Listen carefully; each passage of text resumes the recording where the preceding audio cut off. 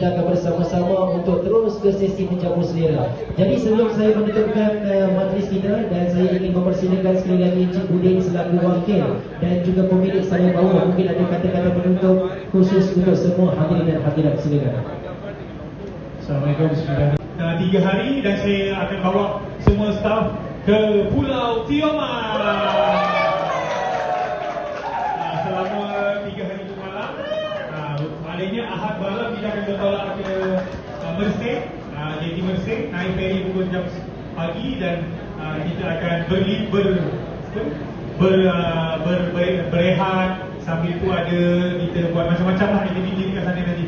Ya, okey. Harap semua dapat bekerja dengan lebih semangat lagi. InsyaAllah tahun depan kita rancang lagi yang trik yang lebih menarik lah pada tahun ini. InsyaAllah. Terima kasih semua.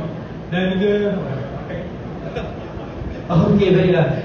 Dan selamat beraktiviti untuk seluruh warga Sarawak. Jadi tuan-tuan dan puan, sebelum kita bersama-sama untuk sesi menikmati hidangan, bagi memohon keberkatan ke atas majlis menjamu selera, mari sama-sama kita dahului dengan bacaan doa yang moga-moga Allah izinkan kita menjamu selera diiringi dengan keberkatannya, insya-Allah. A'udzubillahi minasyaitonirrajim. Bismillahirrahmanirrahim. Alhamdulillahirabbil alamin, wassalatu wassalamu ala asyrafil anbiya'i wal mursalin wa ala alihi wa sahbihi ajma'in. Allahumma barik lana fima razaqtana wa qina azaban nar. Bismillah wa ala barakatillah walhamdulillahi rabbil alamin.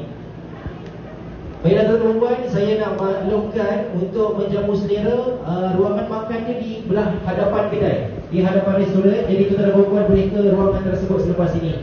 Jadi terima kasih banyak-banyak kepada semua hadirin dan hadirat. Terima kasih untuk seorang komuniti Surau Haji Muhammad Hanbi. Terima kasih untuk seluruh warga Darul Tahfiz Ummul Qura. Terima kasih untuk jemaah Masjid An-Naim Jalan Kebun. InsyaAllah ada rezeki kita jumpa lagi di lain hari, di lain waktu, insyaAllah. Jadi mari sama-sama kita tutup majlis kita pada pagi ini dengan tasbih kifarah dan surah Al-As. Subhanakallahumma wa bihamdik, asyhadu an la ilaha illa anta, astaghfiruka wa atubu ilaik. A'udzu billahi minasyaitonir rajim. Wal 'asr, innal insana lafi khusr illa allazina amanu wa 'amilus shalihat wa tawasaw bil haqq wa tawasaw bis sabr.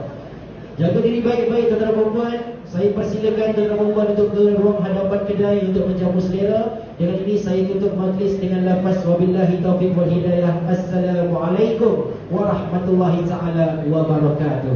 Jumpa lagi saudara.